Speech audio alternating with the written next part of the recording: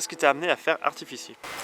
Je pense que c'était un rêve d'enfant et après les études j'ai eu l'occasion de mettre un pied dans l'artifice et je suis tombé amoureux et je me suis dit que ce serait bien d'en faire ma vie. Donc cette année on a choisi une nouvelle musique, on a eu quelques critères notamment sur le choix des couleurs. Comment te vient l'inspiration pour créer un feu d'artifice? Comment tu travailles? Tout d'abord il faut se baser sur la musique, c'est elle qui va donner le rythme et qui va inspirer les produits qui vont être mis en œuvre pour le feu. Pour les couleurs par exemple, là on avait l'occasion de se référer aux armoiries du château. Donc on est parti principalement sur de l'or et du bleu, donc ça nous a bien aidé. C'est toujours un guide précieux. Du coup, il y a des mesures de précaution à prendre quand même pour un spectacle comme ça de cette envergure? Ouais, tout feu d'artifice représente un risque. Là on est dans le cadre d'un spectacle, donc il y a un risque par rapport au public, donc qui est assez facile à limiter avec des distances de sécurité qui sont établies à l'avance et qui sont relatives à chaque produit. Donc tout bêtement, c'est qu'on va prendre la plus grande distance de sécurité du feu et c'est ça qui va être appliqué pour le public. Ensuite, les règles de sécurité, on va donc établir un périmètre, on va centraliser le feu, on évite que ça s'étale, on fait des points précis. Là on a l'avantage d'avoir le château qui nous couvre, donc qui met en sécurité les figurants également, qui sont tous sur scène. Donc là par exemple, donc les Manitou là ils sont ici, donc le château à l'arrière, donc là tu te bases sur quoi? Enfin, il y a quand même une limite là du coup? Ouais, derrière on a des bombes de gros calibre qui nous obligent à avoir un minimum de 100 mètres de distance de sécurité à peu près. Et donc c'est vraiment elles qui vont établir la distance de sécurité pour le poste là-haut. Ici c'est un peu plus petit en calibre donc on a un risque moindre. Ensuite, comment dire, le seul vrai incident de tir qu'il peut y avoir, c'est s'il y a un produit qui se déclenche au sol, alors que bon, il est censé se déclencher en l'air. Le seul risque c'est ça. Donc le fait qu'on soit à bonne distance du public et en plus qu'on ait le château, on est sûr qu'on n'impactera jamais quelqu'un physiquement. Ok, et donc tu les déclenches où les feux d'artifice? Donc directement dans la régie, non? On utilise un système de tir qui fonctionne en HF, donc en haute fréquence. Tous les boîtiers sont indépendants, ils sont munis d'un boîtier récepteur, le petit qui est juste en dessous. Et donc tout est déclenché depuis la régie pour avoir une vision globale du feu et qui permet de mieux voir si quelque chose se passe bien ou pas. On a toujours une personne qui reste derrière, qui assure la sécurité, parce qu'on ne peut pas être à deux endroits en même temps, il faut être sûr que personne pénètre sur le site de tir pendant qu'il tire. Et ensuite donc, on a une régie où l'intégralité du feu est programmée, calée sur la musique, et les ordres sont directement envoyés en HF sans aucune latence, directement sur les boîtiers, et les boîtiers déclenchent les lignes comme elles ont été programmées. D'accord, ok. Voilà. Et donc hier, tu disais qu'il y a eu des bombes, c'est ça, qui ont duré plus longtemps. Comment ça peut arriver justement qu'il y a des artifices qui durent plus longtemps comme ça, qui n'étaient pas forcément prévus au final et puis, Alors en artifice on a des valeurs théoriques, on travaille là-dessus pour la création, pour tout, on se base sur des valeurs théoriques. Mais l'artifice ça reste quelque chose d'artisanal, tous les produits sont montés à la main, il n'y a pas d'usine d'artifice avec des machines qui travaillent automatiquement. Et on travaille principalement avec de la poudre noire. La poudre noire, c'est une matière qui va se consumer, on sait qu'elle a un temps théorique dans certaines conditions, mais il y a toujours un petit décalage. On ne sait jamais si ça va être un tout petit peu plus rapide ou un tout petit peu plus lent, et on doit toujours composer avec. Et du coup, c'est ça qui fait que des fois, il y a certains produits qui vont peut-être durer quelques secondes de plus que ce qu'ils auraient dû. Et des fois un peu plus court, mais ça fait partie du jeu et on doit créer en gardant tout ça à l'esprit pour réussir quand même à faire un spectacle cohérent et le plus beau possible. D'accord, ok, ouais, ça marche. Merci Arnaud. Je vous en prie.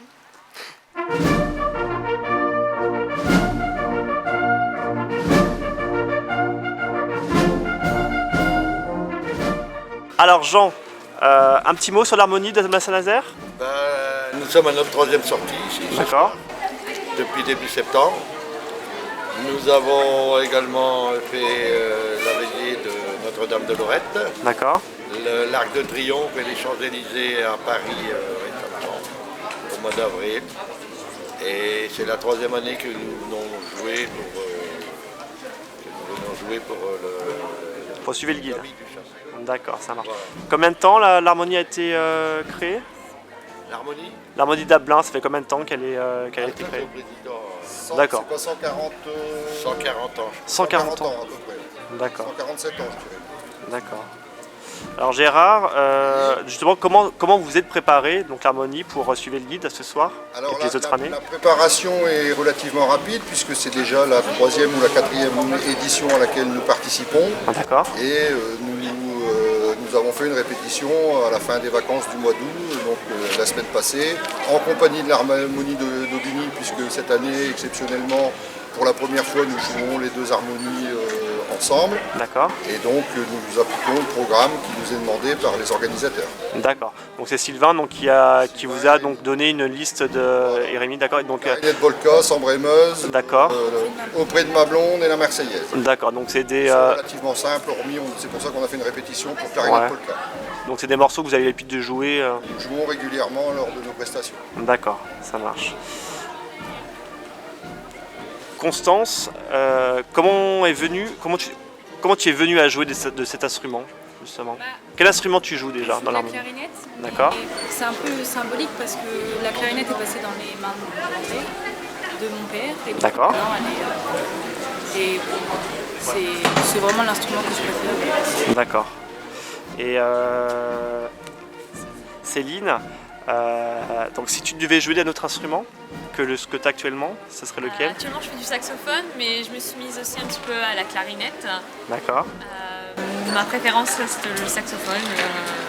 Tout simplement. D'accord, ça marche.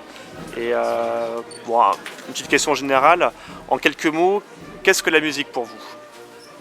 L'art des sons. L'art. L'art des sons. La première question de théorie, qu'est-ce que la musique? La musique est l'art des sons. D'accord. Ah, l'art des sons. D'accord, j'ai pas L'art compris. des sons. D'accord, c'est très beau. Après, SONS. je pense que c'est un échappatoire aussi pour tout le monde, où on est tous contents de se retrouver le vendredi soir, Ouais, entre amis, entre musiciens, et décompresser de notre semaine de travail, ouais, tous ensemble, et voilà, autour d'un D'accord. moment convivial. d'accord. Coralie, tu as eu un déclic pour devenir musicienne? Alors moi j'ai suivi mon père et mon frère quand ils ont commencé, eux. Ouais. Voilà, ils ont commencé avant moi et je les suivais en poussette et ça paraissait logique de suivre. Donc dès que j'ai su lire et écrire, c'était logique de faire de la musique. D'accord. Eh ben, merci pour Et votre... comme tu peux rajouter que comme beaucoup d'activités, c'est des histoires familiales, c'est-à-dire que souvent les enfants Un peu de génération en génération. s'intéressent à ce que font leurs parents quand ils sont musiciens. Ils sont souvent attirés aussi par la musique. D'accord. Eh ben, on aura encore le plaisir donc, de vous écouter ce soir, donc pour suivre le guide, et puis pour des projets futurs, l'année prochaine sans doute.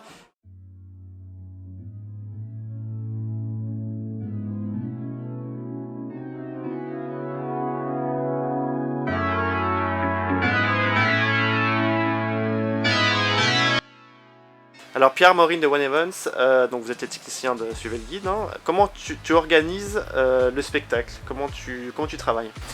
On commence bien en amont, 10 jours en avant, afin de pouvoir préparer le site complet pour avoir des répétitions qui sont le plus fidèlement ressemblant à ce qui va se passer le vendredi et le samedi. Donc c'est des journées assez longues, hein, travail de jour, travail de nuit, il y a énormément de câbles à passer, il y a plus de 20 km de câbles, il y a 80 projets environ à placer au niveau du château, il y en a quasiment autant sur le plateau. Et après il y a beaucoup d'encodage, donc l'encodage pour chaque tableau, on a vraiment des minutes précises ou des secondes précises, on doit lancer des effets. C'est tous des effets qu'on doit programmer de nuit, donc on passe avec David et toi-même et les garçons du temps, beaucoup de temps la nuit, et pour programmer tout ça, et puis c'est une install qui est sympa, le cadre est joli, la météo parfois est avec nous, pas tout le temps. Ouais. Donc on peut imaginer qu'il faut un bon sens de l'organisation quoi, pour... Ouais, faut être méthodique, parce qu'on ne peut pas commencer à installer partout dans tous les coins. C'est toujours mieux de faire élément par élément, pour pas perdre de temps, de checker tout de suite, d'adresser les machines pour le pilotage et puis s'assurer que tout va bien. Pas se retrouver au soir quand on veut caler les éclairages, de dire merde, il y a un câble qui va pas quelque part, ou il y a un projet qui va pas, puis perdre du temps. Surtout que les séquences nocturnes ne sont pas forcément très longues. Alors très longues, elles sont longues, mais comme il faut beaucoup de temps pour encoder, il faut plusieurs nuits. Si on perd du temps sur d'autres choses, bon, c'est un peu plus gênant. D'accord, ok, moi ça marche. Écoute, bon courage pour ce soir. Et puis merci pour ton temps, merci pour les réponses à mes questions. Je t'en prie.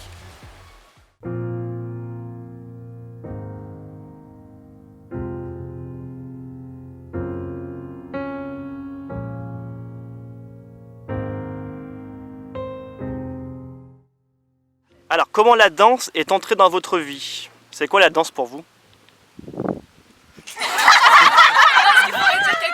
Ok, d'accord. Mettez-vous. On se met d'accord, c'est qui? Mettez-vous d'accord.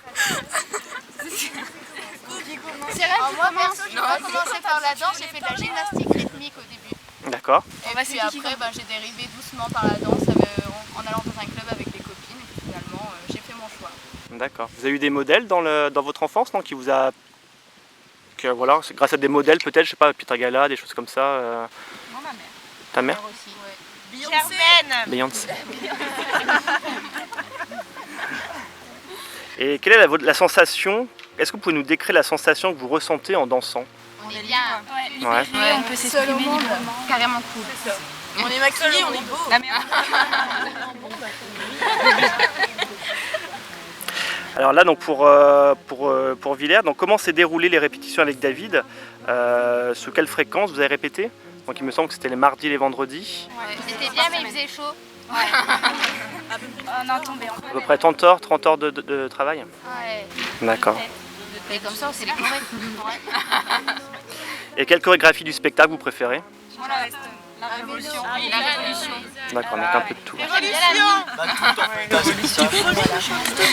final, la biche. Donc là on sort un petit peu de vos zones de confort. Donc danser en extérieur, c'est sans doute plus difficile. Vous avez des craintes? Peut-être. Ouais. Et s'il pleut, c'est pas les On va mêmes... glisser. Ouais, voilà, c'est pas les mêmes appuis que sur un scène. Les trous, ouais. Il fait tout noir. Donc là, comme on disait, donc vous avez plus l'habitude de danser donc lors des galas de fin d'année, des fois des prestations extérieures. Donc suivez le guide, c'est un son et lumière, donc avec des costumes, avec de la mise en scène. Est-ce que c'est facile pour vous d'intégrer ce genre de projet? Bah, il y a plus de jeux d'acteurs. C'est beaucoup de jeux d'acteurs, des attitudes à avoir. D'accord. Ok, donc vous allez rééditer votre inscription l'année prochaine, c'est ça? Ouais. Ok, ça marche. Ah, si on veut encore nous aussi. Ça on verra bien. Voilà. Bah, merci. Rien.